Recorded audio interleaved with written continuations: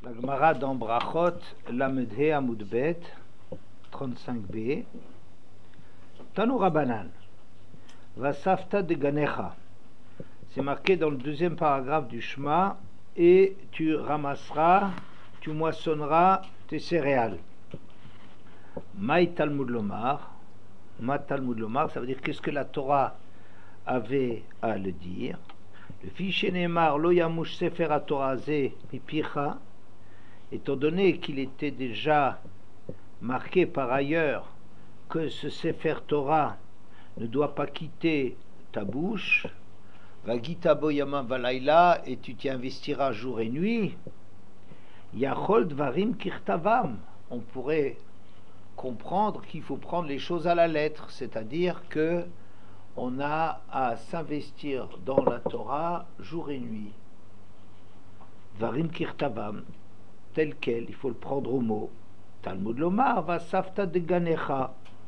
C'est pour ça que la Torah vient compléter cette obligation d'étudier la Torah constamment en disant tu récolteras tes céréales. Hanheg, Bahen, Minag derech eretz. Divrei Rabbi Ishmael. Ça veut dire que tu dois te comporter Bahen avec les divrei Torah d'un minag derech eretz en fonction de ce que le monde exige. Derech eretz, ça veut dire comment vivre dans le monde, avec les impératifs de Parnassa et différents impératifs. Il faut arriver en même temps qu'on étudie la Torah, mais avec les divrei Torah, il faudra à Safta de Ganecha. Il faut aussi se préoccuper de gagner sa vie. Ça, c'est Rabbi Ishmael. Rabbi Shimon Bar Yochai, alors que Rabbi Shimon Bar Yochai, vous savez, celui qui était depuis 12 mois dans la grotte, oui, donc nourri par le ciel, Omer, Efshar Adam Choresh Beshat Harisha, Vezorea Beshat Zoria, Vekotser Beshat Ketzira, Vedash Beshat Disha, Vezore Beshat Aruach, Torah Mate Alea. Est-ce qu'il est possible, demande Rabbi Shimon, qu'un homme il laboure au moment où il faut labourer, et qu'il sème au moment où il faut semer, et qu'il moissonne au moment où il faut moissonner, et qu'il piétine les grains au moment où il faut les écraser, et qu'il les vanne au moment où il y a du vent. Et la Torah, qu'est-ce qui va en devenir? On a tout le temps des obligations derrière nous de consacrer du temps à gagner sa vie. Il y a tout le temps, on travaille constamment. Et là, Bisman, Israël aussi rotsono shel makom, l'artan aset al yede acherim, shenemar, ve'amdu zarim, ve'raou tzonachem, Gomer. Mais, comment tu comprends Vasafta de Ganecha?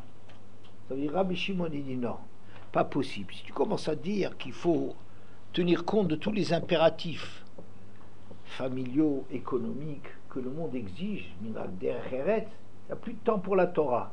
À dire non, c'est pas comme ça qu'il faut comprendre. Il faut comprendre Vagitaboy Yamam Valaila.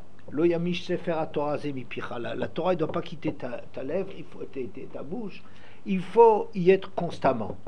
Ah, mais qu'est-ce que ça veut dire? Tu récolteras. Alors c'est comme ça. Si Israël aussi Mrotsono Shel Makom, Melartana Setel et Acherim, leur travail, ça sera les goyim, les autres qui vont le faire à leur place, puisque eux, ils donnent du sens à leur vie, ben, le monde entier va être soumis à cela et devront venir les aider pour étudier la Torah. Et d'une façon ou d'une autre, même si on ne comprend pas exactement comment c'est possible que les nations se mettent au service d'Israël, c'est bien ça qui arrivera. Et Bisman, comme c'est marqué, et des étrangers se leveront et feront paître vos troupeaux, etc. Au Bisman, chez Israël aussi, mais lorsqu'Israël n'accomplit pas la volonté d'Hachem, alors le travail, c'est eux-mêmes qui doivent le faire. Chez Neymar, c'est toi qui devras récolter ta récolte. Velod, et plus que cela. Et la Shemlechet Acherim, c'est Yadra, Aliadan. Et même le travail des autres, ben, ils le feront peser pour que ce soit les Juifs qui leur fassent pour eux. Chez les Mar, Vavata et Toivecha Gomer, et tu serviras tes ennemis. Alors, Amar Abaye, Harbe Asu que Rabbi Ishmael, Valta Biadan, que Rabbi Shimon Ben Yochai, Velo Alta Biadam. Abaye dit, il y a plein de gens qui ont fait comme Rabbi Ishmael et ils ont réussi. Varbe Asu, et beaucoup qui ont essayé de faire comme Rabbi Shimon et ça n'a pas marché. Oui. Je vous présente la Gemara avant qu'on en fasse une lecture plus pointue.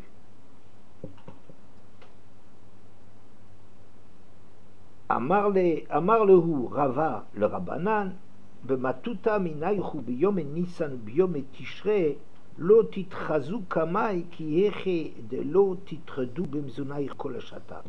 Rava disait à ses élèves, je vous en supplie, les mois de Nissan et les mois Tishrei, le mois de Nissan et de Tishrei, cela il faut pas venir étudier devant moi. Oui, faut là, sinon vous serez pris toute l'année avec des problèmes de gagne-pain. Alors en Nissan, là où on commence à faire les récoltes, comme l'Omer, on commence l'Omer et puis ensuite le blé. En Nissan, consacrez-vous à vos travaux des champs.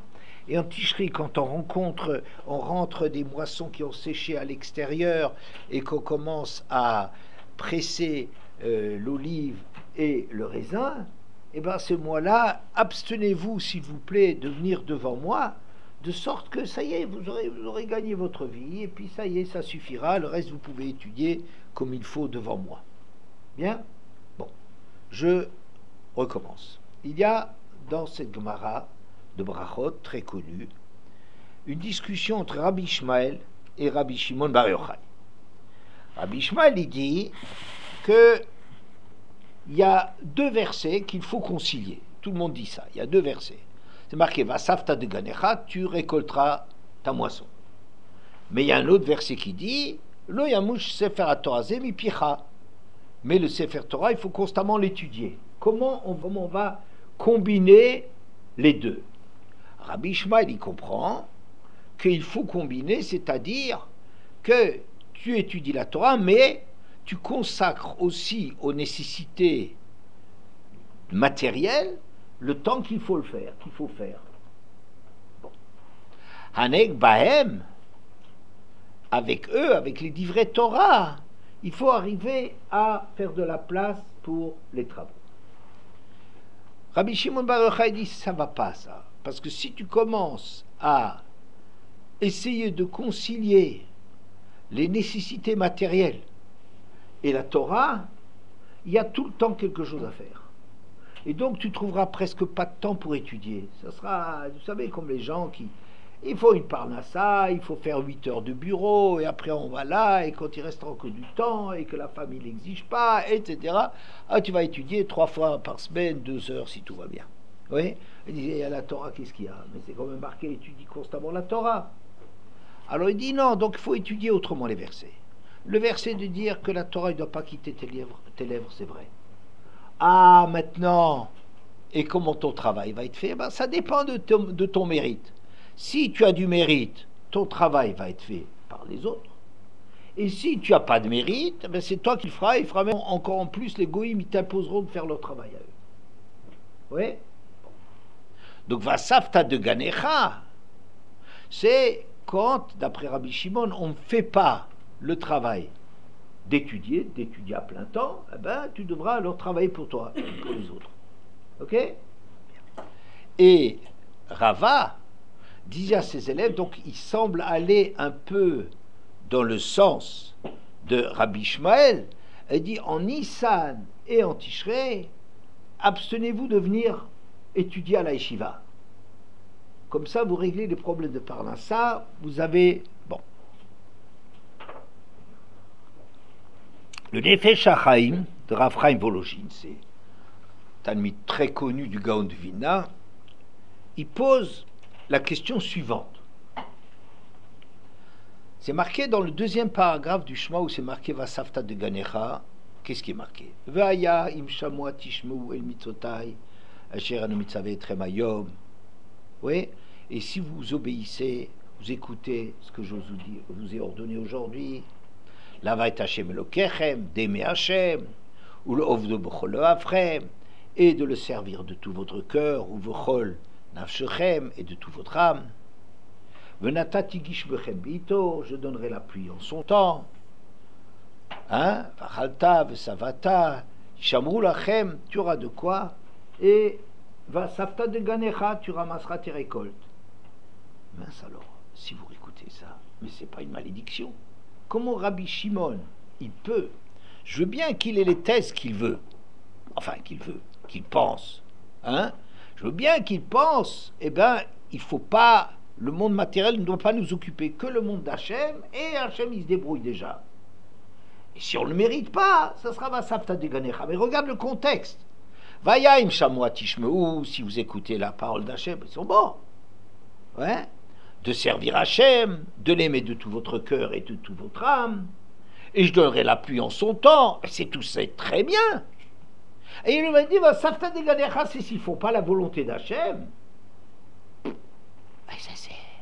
Je comprends pas, faut quand même pas sortir un verset qui est dans un contexte très positif, vous avez un très bon comportement, et comprenez, comment tu peux dire Vasafta de Ganecha pour Rabbi Shimon, c'est quand tu ne feras pas la volonté d'Hachem, alors tu devras faire ton travail, et même celui des nations, mais tu Vasafta de Ganecha, regarde tout le contexte, et si vous faites ce qu'il faut faire. C'est la question terrible que pose le Nefesh HaChaim. Il répond de la façon suivante. Rabbi Ishmael, c'est pas qu'il est en train de dire qu'il faut consacrer le monde matériel au monde matériel tout ce qu'il faut consacrer.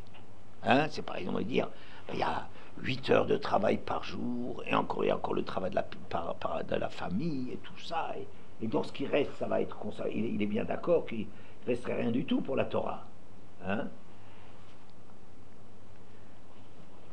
J'ai une fois entendu le Rav Raikin, l'ancêtre, Chaim Ritzrok, celui qui a fait Aix-les-Bains, le Rosh Yeshiva d'Aix-les-Bains, il avait dit une fois, c'est marqué dans Pirkei Avot, Aseh Toratra Keva umelartecha Arai. C'est marqué, tu dois faire de ta Torah ton occupation fixe, essentielle, umelartecha Arai, et ton travail quelque chose de fortuit, éphémère, aléatoire, accessoire. Oui, ça c'est ce qui est marqué. Mais il a rajouté, il a dit, et il faut assez melartecha keva, toratra keva ou melartecha rai. Mais d'abord, il faut faire de la Torah l'essentiel. Parce que les gens, ils vont dire, oui, la Torah, c'est l'essentiel de ma vie. D'abord, je travaille 8 heures, et ensuite, voilà, mais l'essentiel, c'est la Torah. C'est pas de ça qu'il s'agit. Il s'agit d'abord de s'impliquer dans la Torah, jusqu'au bout. Et après, et ensuite, melartecha rai. Et ce qu'il faut pour la melacha, tu consacres comme ça quelques petites heures, mais le moins possible, et tout. Ouais. Mais d'abord la Torah qui va.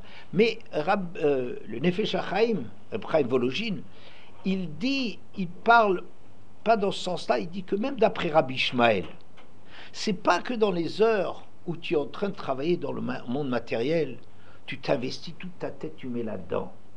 Tu continues à étudier, tu continues à réfléchir au sujet.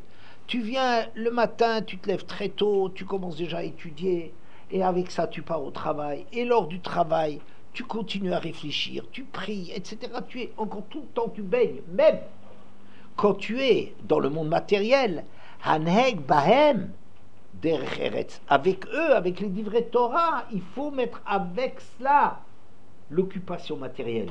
C'est-à-dire pas dire, voilà, maintenant c'est les heures que je dois consacrer au travail.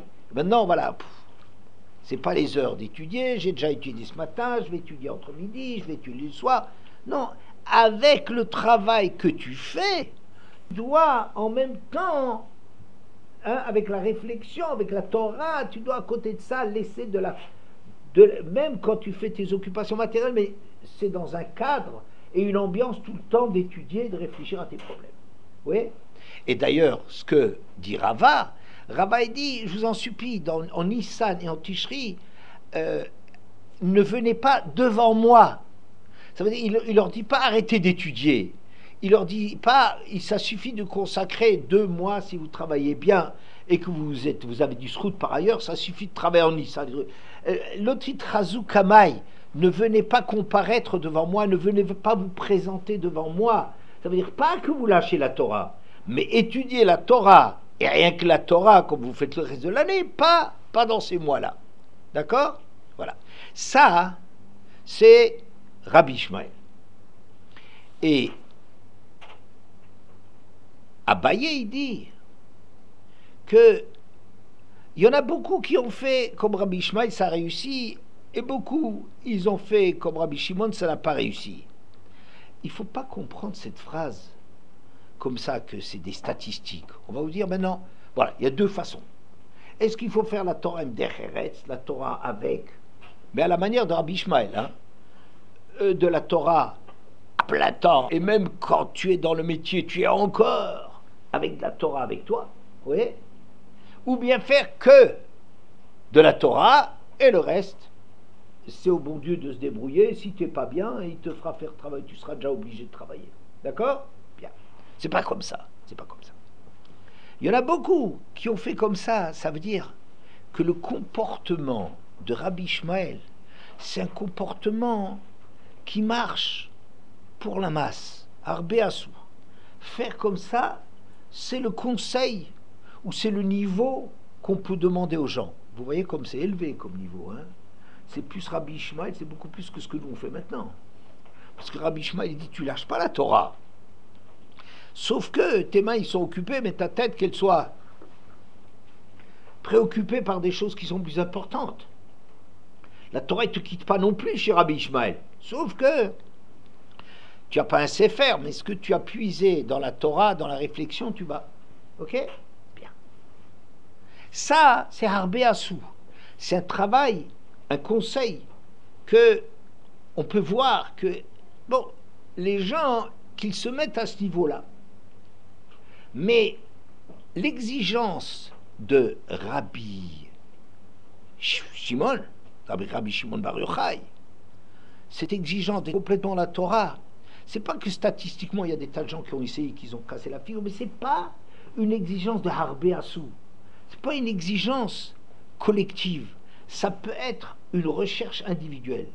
Quelqu'un qui cherche vraiment, je vais vous dire, ce que j'ai beaucoup apprécié, une fois j'ai entendu que Rav Klapish, Zichrono Livracha, on lui avait demandé, quelqu'un lui a demandé, il dit, j'aime beaucoup la Torah, est-ce que je dois arrêter mon travail pour aller étudier?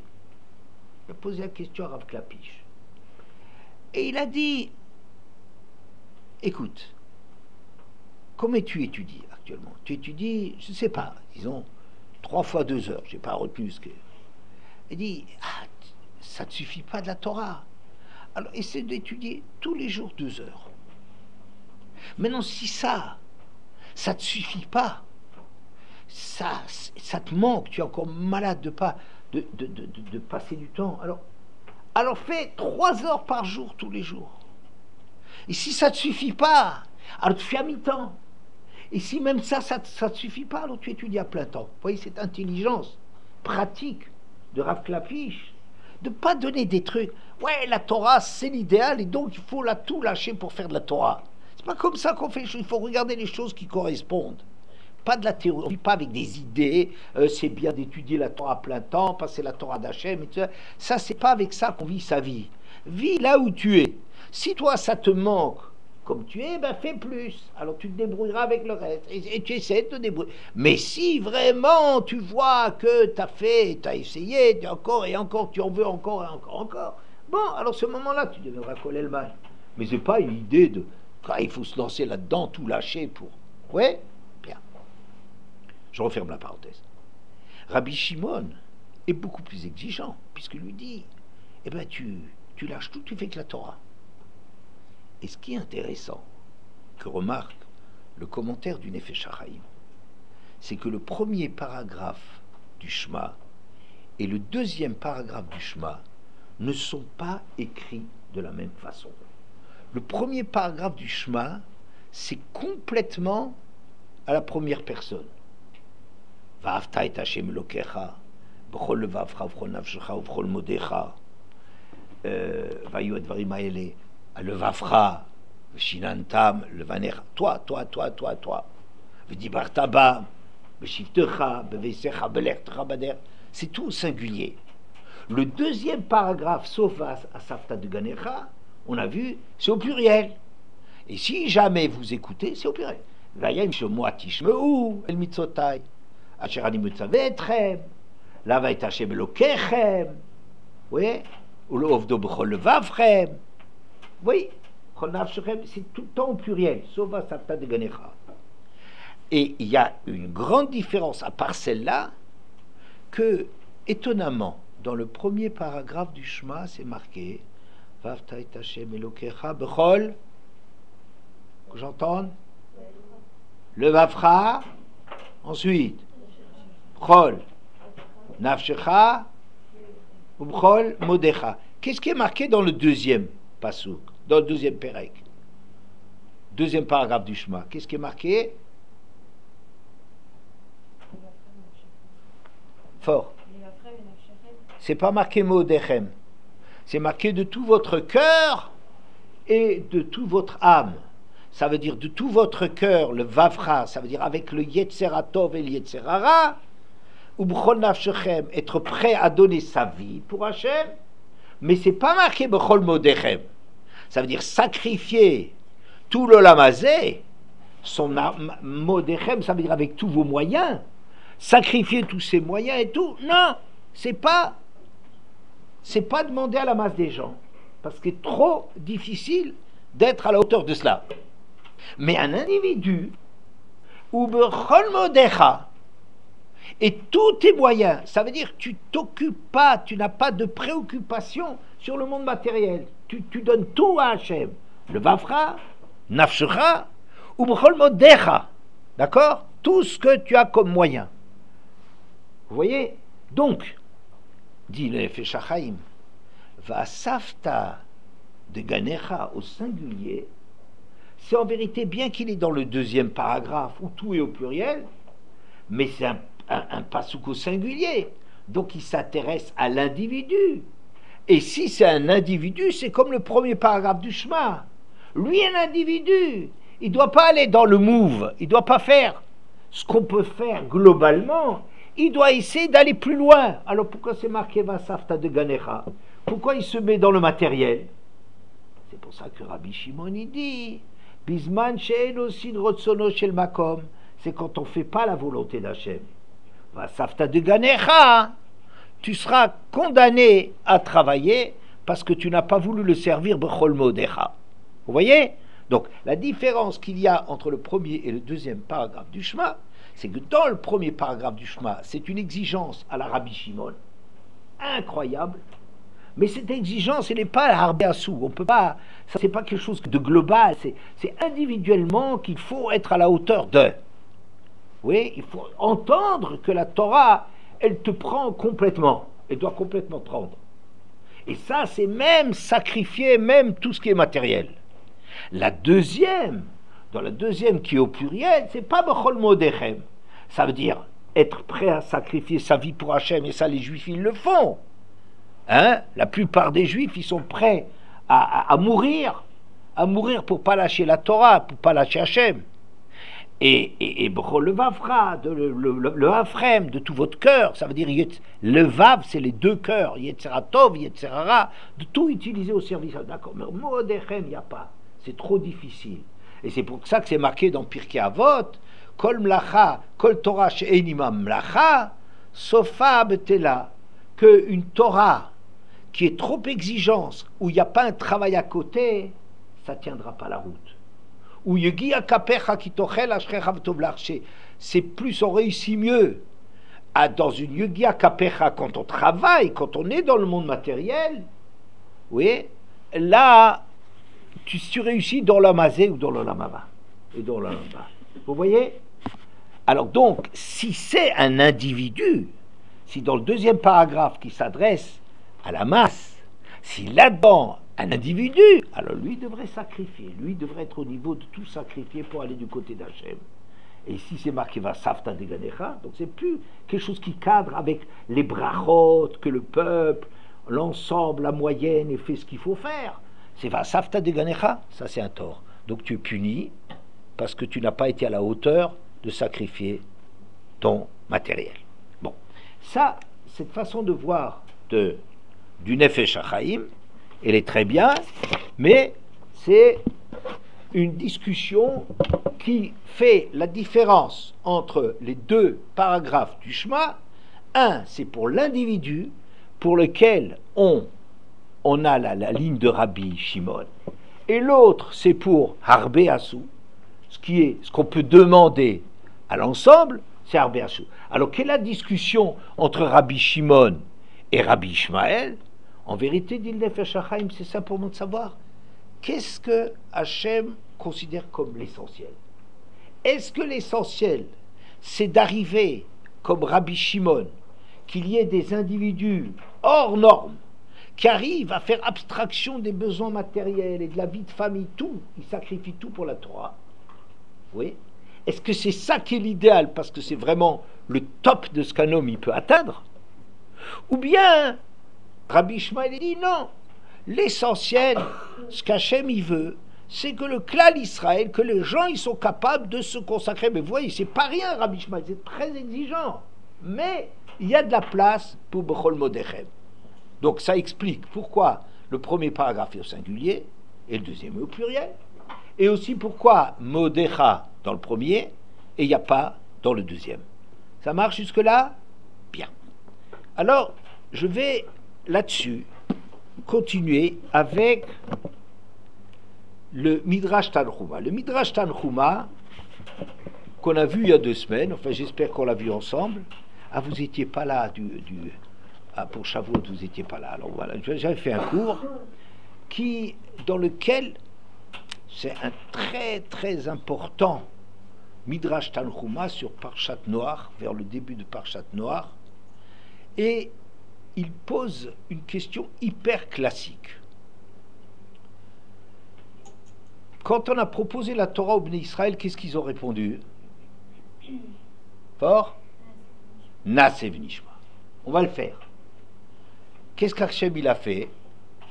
Il a pris la montagne et il leur laisse plus le choix. Il dit, ou vous obéissez, ou votre vie n'a aucun sens, le monde n'a aucune raison d'être, tout retourne au tout va vous. D'accord? Bon. Alors se pose la question, mais ils ont déjà dit Naaseh v'nishma. Ils étaient déjà d'accord. Qu'est-ce que tu as besoin encore de les contraindre avec la montagne sur la tête? Il y a plusieurs réponses qui sont données. La réponse du Midrash Tanchuma dans Parshat Noach est très intéressante. Et la réponse suivante. Que quand Hachem il a proposé la Torah, les Bnei Israël étaient enthousiastes, c'est superbe, ils ont vu la grandeur d'Hachem, ils ont vu qu'Hachem, il voulait leur bien et tout. Et ils ont accepté la Torah, Torah Shebirtav, la Torah écrite. La Torah écrite, pourquoi? Parce que la Torah écrite, dit le Midrash, c'est pas tellement difficile de faire de la pensée juive et de la réflexion. C'est vrai qu'il faut s'investir, c'est vrai qu'il faut mettre sa tête là-dedans, il faut bien réfléchir, il faut dire des choses profondes, mais c'est pas tellement dur, c'est pas immense, et c'est pas tellement difficile. Et là-dessus, quand ça, on a proposé au Bnei Israël, Naaseh v'nishma, la Torah d'Hachem, on la veut bien. Mais où est-ce qu'il fallait les obliger à Torah Sheba'al Peh? Torah Sheba'al Peh, c'est tout à fait, c'est ton travail à toi. C'est pas de la part le cadeau d'Hachem, c'est toi, comment tu dois être dans la Torah. Et ça, l'obligation, elle est infinie. Là, l'obligation, c'est plus large que la mer, c'est plus immense que la terre, c'est énorme, il y a des détails, et puis c'est un travail extrêmement difficile. Il faut prendre Tosfot et tout. Vous savez, Rav Chaikin, dans comment il s'appelle, l'autobiographie, enfin la biographie que les enfants ont fait de Rav Chaikin, il dit là-dedans, comment ça s'appelle, c'est pas All for the Boss, mais je sais plus. Bon, c'est très classique. Il y a un livre sur Rafraiki, non? La gloire d'Hachem. Pour la gloire d'Hachem, très bien. Alors, c'est ces enfants qui ont écrit tout pour la gloire d'Hachem. Il y a des choses très intéressantes là-dedans. Il raconte comme ça qu'il y a des gens qui disent, mais qu'est-ce qu'on étudie déjà à la yeshiva, au kollel? C'est des parasites, ils fichent pas grand-chose et tout. Il dit Rafrakin, quand j'étais prisonnier de guerre, je devais casser des cailloux, comme un forçat. C'est un travail dur, hein. Casser des blocs de rochers, c'est un travail très ingrat, ça ne sert pas vraiment à grand-chose, mais surtout un travail extrêmement dur. Rafrakin dit, moi, je me suis cassé la tête pour comprendre Tosfot. Et j'ai cassé des pierres. Alors qu'on n'aille pas me le dire, moi je vous dis que se casser la tête dans Tosfot, c'est plus difficile et plus exigeant que de casser des rochers. Et je sais de quoi je parle parce que j'ai fait les deux. Croyez pas en théorie, oh, on se la coule douce, on fiche rien. Ouais, ça, il y a beaucoup de gens qui le prennent un peu métier facile, gagne-pain facile. Mais il dit, mais rentrer vraiment dans la Torah, c'est extrêmement exigeant, c'est plus qu'un travail manuel harassant qui te brise, il te broie. Mais c'est du matériel. Mais mettre sa tête là-dedans, Torah chez Balpé, c'est extrêmement difficile. Or, Hachem, il a fait un brit avec les Bnei Israël, une alliance. Alpi advarim ha'ele karatim achem brit. C'est sur pi advarim ha'ele, sur la bouche, sur l'oral de ce qui est dans la Torah que j'ai conclu l'alliance. L'alliance d'Akadosh Baruch Hu, c'est pas sur la Torah écrite. La Torah écrite, c'est très bien. Ça exige beaucoup. Mais c'est loin d'exiger ce qu'Hachem, à quoi il tient. Lui, il veut que chacun s'investisse énormément et qu'il soit prêt à Piyadvarim, de l'oral, de la Torah orale, qui est le commentaire, qui est le contenu des mitzvot, parce que les mitzvot de la Torah, c'est les klalot, ça veut dire klaliut, ça veut dire c'est les grands principes, c'est les généralités. Mais quand vous devez étudier une Torah, une mitzvah, en pratique, il y a tellement de détails et tellement de circonstances, et c'est tellement difficile que c'est là qu'Hachem, il veut. Et il appelle ça Ha'am ha'olchim bachosher. Étudier la Torah orale, c'est aller dans l'obscurité, c'est-à-dire que c'est très très difficile.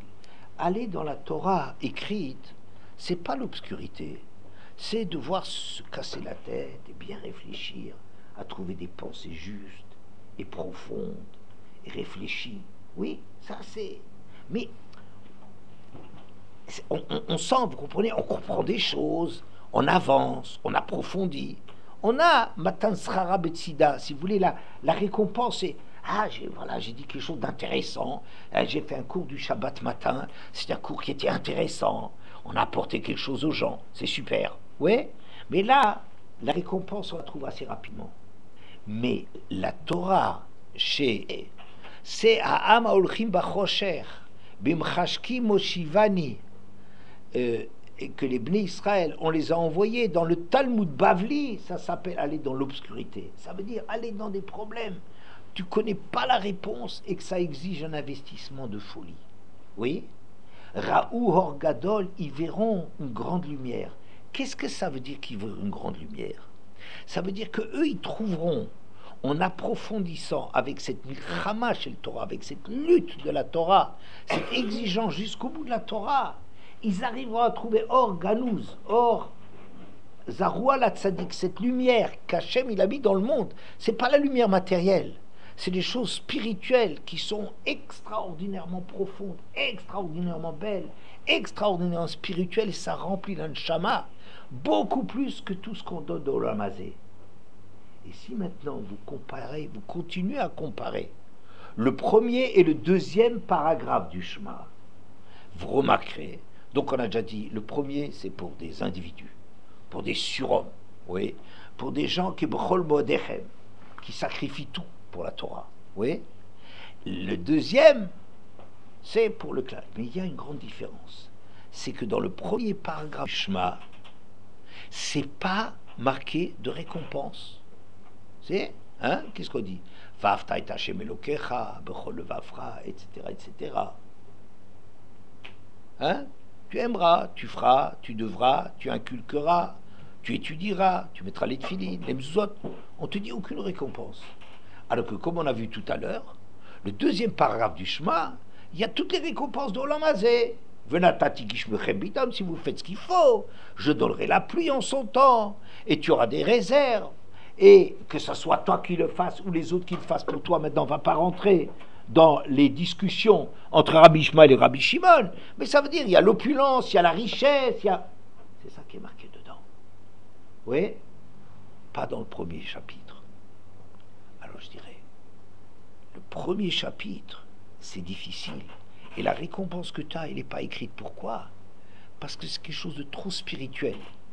Par exemple, le bonheur. Le bonheur, c'est pas t'es riche, t'as beaucoup d'enfants, c'est formidable. T'es riche, t'as beaucoup d'enfants, t'as la tranquillité, tes ennemis t'attaquent pas, tout le monde va acheter chez toi. Oui, c'est pas le bonheur, c'est des moyens d'être satisfait, mais c'est que des moyens. Mais c'est pas le bonheur, ça veut dire de trouver à l'intérieur de soi, d'être rempli, d'être heureux avec soi, d'être heureux avec sa famille, d'être comblé de ce d'Akadosh Baruch Hu. C'est quelque chose qu'on ne peut pas décrire. Comprenez? Les gens ils disent qu'est-ce que le bonheur? Le bonheur c'est quoi? Peut-être que si tu es pauvre, peut-être si tu es malade et si tu es vieux et infirme, sans doute que c'est une vie malheureuse. C'est peut-être pas le bonheur, on ne peut pas dire. Mais c'est sa mère Bechelko, ce que tu as, être plein, la plénitude, c'est quelque chose qui ne se décrit pas. Comment tu vas décrire sa mère Bechelko? Hein, ça c'est un travail intérieur. Donc le premier paragraphe du Shema, on ne décrit pas des choses matérielles. Et le deuxième, on décrit les choses matérielles. Plus encore. Un de mes élèves, il m'a dit, remarquez que Rashi, quand Rashi il parle du premier paragraphe du Shema, il dit quelque chose d'étonnant. C'est marqué, alors donc c'était dans Parshat Vaïtranan, la 6e thé de Vaïtranan, c'est le Shema Israël. Oui, Shema Israël, Hashem Elokeinu, Hashem Echad, Va'avta et Hashem Elokecha b'chol v'avcha b'chol nafshecha uv'chol meodecha. Alors, Vayu advarim haele, Vayu advarim haele asher anochi mitzavcha yom alevavecha, ces paroles doivent être sur ton cœur. V'shinantam levanecha, v'dibar tabam, tu les inculqueras à tes enfants. Regardez ce que Rashi dit. Levanecha elu talmidim, on ne parle pas des enfants, on parle des élèves. Et Rashi apporte des preuves, il tient absolument que Veshinantam levanecha, tu les inculqueras. Inculquer, ça veut dire que les connaissances sont comme chaînes, comme les dents, c'est acéré, très pointu. Des connaissances que tu n'hésites pas, que tu connais tout de suite la réponse. Oui, ces connaissances pointues, ça, c'est quoi? Elu talmidim, c'est pour les élèves. On trouve partout que les talmidim, on les appelle les enfants, comme c'est marqué, Banim atem Hashem Elokechem. Ça ne veut pas dire que vous êtes les enfants d'Hachem, vous étudiez Hachem. C'est ça ce qu'Hachem il appelle les enfants. Ou bien on dit aussi les Béné Anevim, les fils des prophètes. C'était pas les fils des prophètes, c'était les élèves des prophètes, on les appelait les enfants. Ou bien dans Hizkia, il a enseigné la Torah à tout Israël, il les a appelés des enfants, comme c'est marqué, etc. Et aussi par ailleurs, de la même façon que les Talmidim, ils sont appelés les enfants, le Rav aussi on l'appelle Av, un père. Donc Rashi, pourquoi il tient tellement là-dedans que quand on parle d'enfants, il dit surtout pas des enfants, il ne parle pas des enfants. Il parle d'une relation qu'il y a entre le Av et le Talmid, d'un père à un fils. Mais c'est des études, c'est l'étude qui est dedans. La connaissance pointue et tout ça, dans le premier paragraphe du Shema, c'est les élèves, c'est l'étude. Et c'est marqué Veshinantam levanecha, v'dibar tabam. Et toi tu en parles, tu les enseignes, et toi tu les étudies. Et c'est toi qui en parles constamment, etc. C'est toi. Oui. Et c'est de l'étude. Alors que le deuxième paragraphe du Shema, comment c'est marqué, v'dibar tabam, Comment c'est marqué le deuxième? Limatem et benechem le daberbam. Ça, Rachid dit, c'est les enfants. C'est les enfants. Qu'est-ce que ça veut dire, les enfants? Tu dois leur parler pour que... Qu'est-ce qu'il faut se soucier dans le chinour? Que les enfants ils sont motivés, pour qu'ils en parlent, pour qu'eux ils parlent, c'est pas toi qui en parles. Tu dois faire en sorte que tes enfants commencent à parler. Alors tu leur apprends Torah Tziva Lanu Moshe, tu leur apprends le Shema, tu les mets dans la Torah, il faut que tu les leur règne la Torah, que tu les motives. Oui, c'est pas l'enseignement pointu des Talmidim. Parce que dans le premier paragraphe, Rachid a raison, c'est l'obligation personnelle d'étudier, d'approfondir dont c'est les élèves. Et la deuxième, où il y a une vie de famille, alors tes enfants, qu'est-ce que tu dois faire? C'est pas la même relation. Si tu n'arrives pas à en faire des élèves, mais les enfants, il faut que tu les motives pour que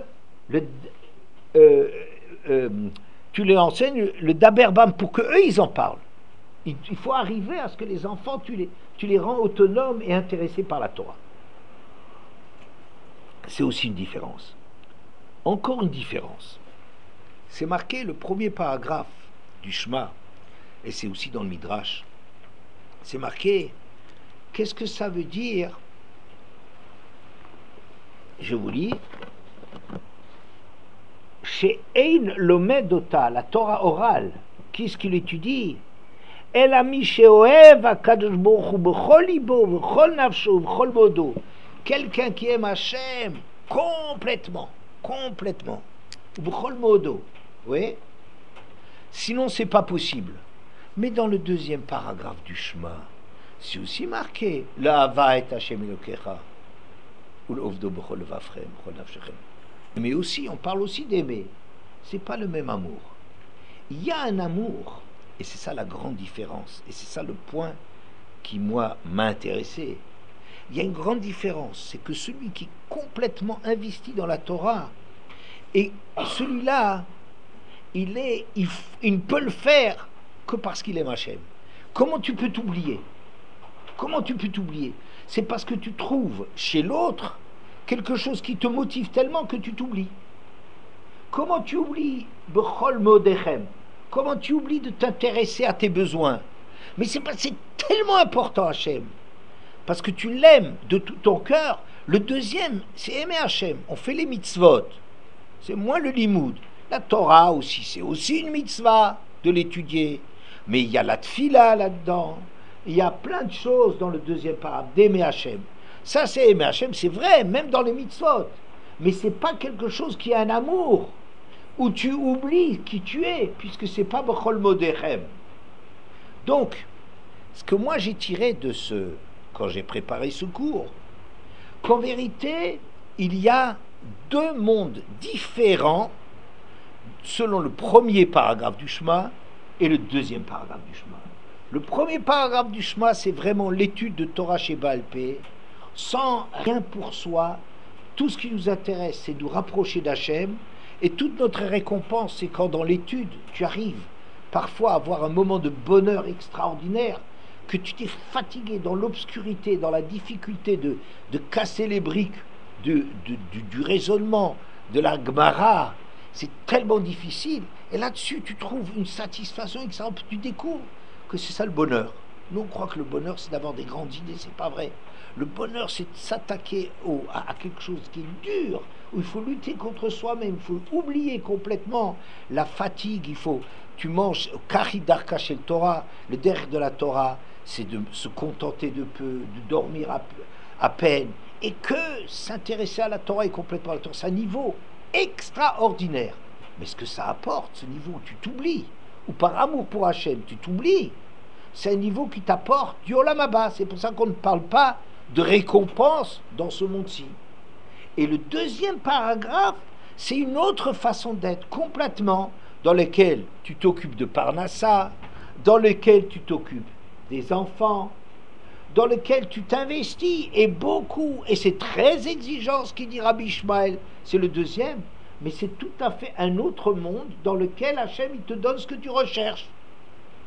Puisque tu ne t'oublies pas, dans le deuxième, c'est pas marqué, tu sacrifies pas tout en mal, alors tu as les récompenses du Olam Hazé. Donc on voit que c'est en vérité, on ne parle pas du tout, dans les 2 paragraphes du Shema, on n'est pas du tout en train de parler à peu près de la même chose, ou un peu plus exigeant, c'est pas de ça qu'on parle. On parle de 2 horizons différents, 2 façons très très différentes d'être investi dans la Torah. Lequel est le point essentiel pour Hachem? Ça serait la discussion entre Rabbi Ishmael et Rabbi Shimon. Mais en ce qui nous concerne, comme individu, le top et le must, c'est Bechol Modecha. Et là, tu auras une récompense qui est que spirituelle parce que tu oublies toutes les exigences matérielles. Et dans le deuxième, tu seras tranquille avec tes ennemis, et tu triompheras, et tu auras une siata d'Ishmaïa, et tu auras une vie de famille, et tu peux obtenir. Mais c'est très exigeant le deuxième niveau aussi, parce que même quand tu fais ton travail, tu n'as pas oublié la Torah, mais tu t'es pas oublié non plus toi-même, puisque tu es quand même dans le monde matériel. Voilà. J'espère que c'était pas trop difficile. Un peu difficile, non? J'espère que non. Hein?